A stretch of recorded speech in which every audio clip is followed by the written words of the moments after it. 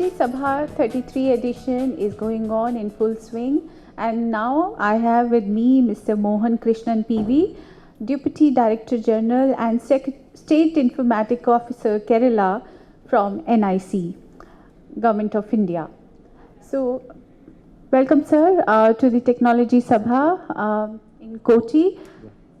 Mr. Mohan, what has been your experience so far since we have started the day one of Technology Sabha, and could you also just share like what you're really looking forward in this 1.5 day of the conferencing? Means from today morning when we have started, this event is going on, I have found that there is a lot of alignment with what is required in the present state of IT, e-governance, etc. within the government. Especially we have on the morning sessions, we have generally had the private agencies who are wanting to showcase their products, and I hope that in the afternoon sessions, as we now progress, we will be looking at speakers coming in from the government side and giving their insights. And having said that, we should be, this is my, I have been already mentioning this to you, in the future, next session, next year onwards, you need to now focus on how e-governance has to be institutionalized within the government, because that is a area which enough focus is to be given now, because we have been spreading horizontally with lot of initiatives across the governments to ensure the citizens' life are made easy through all this online enablement of services which were otherwise in a manual form. But when you expand yourself so large, in a large way like this, we have to ensure that how to sustain something which has already been initiated, and that's where enough thought process is not going. To put it in other words, it's just like dealing with the capex and the opex part of it. The capex part is due diligence, and too much of diligence has to be done to ensure that the capex is worthwhile in the thing. But opex is equally important to sustain it. Otherwise, we will end up in a situation that systems can we will not be able to withstand the pressures and may collapse, and then you may have to reinvent the wheel. So to prevent all those things, so future tech sabhas could slightly align in that way, and that may even spawn new thought processes within the private sector also, how to holistically manage IT as a service within the government setup. Right.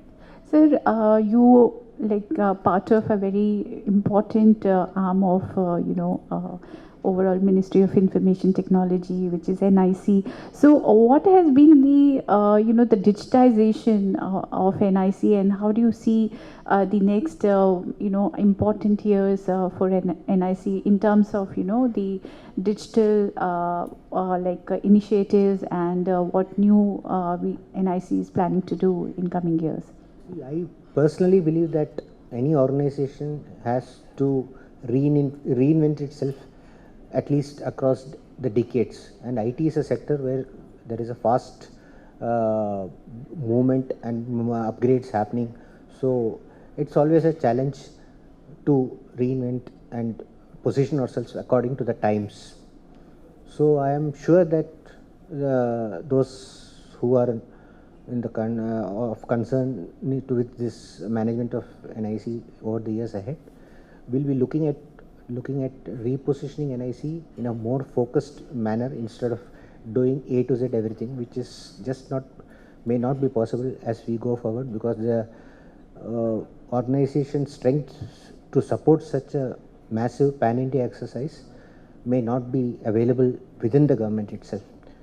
So we may see specialized groups within NIC, and this is my personal view, because as after about 3.5 decades of service in this organization, and as I come to the end of my service, so I would be, my vision is that it will take such a form that we will be more focused and giving specialized services to the government, which will be of use.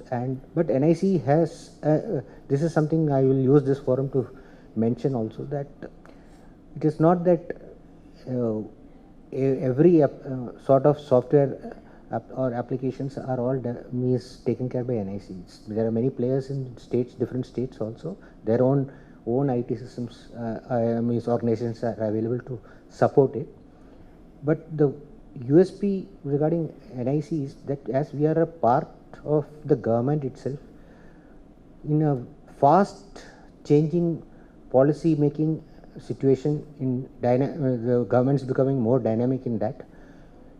The expectations are so large that, and for quick deployment of systems, you really cannot depend on commercial organizations. So commercial organizations have also got a process through which they can take work, get it executed.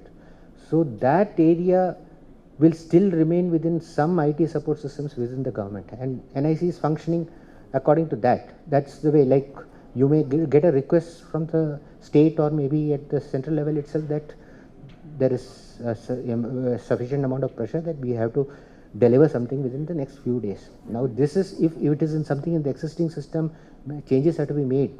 In a normal circumstances for any IT organization, it goes through a change request pattern which requires some amount of documentation, etc. We are not in that position within the government because the pressures are there such that it is impacting governance in such a huge way that we need to deliver immediately. So that's where, that is a core area where probably NIC will still continue to support. But then it has to review. We'll have to introspect and review, like what is the strength, core strength areas within in other aspects also.